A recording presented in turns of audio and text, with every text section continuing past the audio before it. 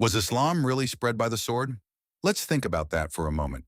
Because if that claim is true, then history should support it. But does it? Today, the largest Muslim country in the world is Indonesia. Over 240 million Muslims. Yet no Muslim army ever conquered Indonesia. So how did Islam get there? Through merchants, trade, marriage, and relationships. Now let's look at West Africa.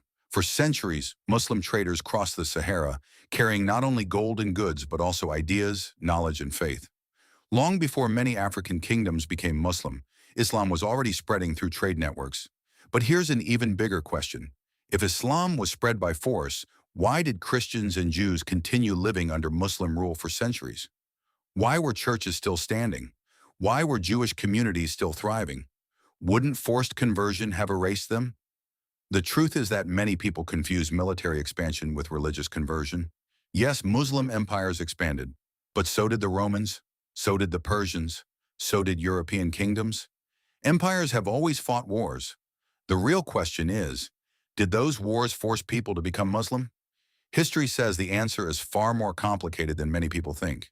In many regions, populations lived under Muslim rule for generations before large numbers chose Islam. Some converted, some didn't, and many communities kept their own faith for centuries.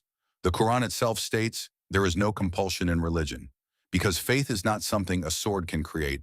A sword can make someone speak.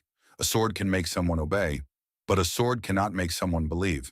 Belief comes from conviction, not coercion. So was Islam spread by the sword? The sword may have expanded empires, but it did not create faith. The people who accepted Islam did so for many reasons: spiritual, social, intellectual, and personal. And that's a very different story from the one many people have been told.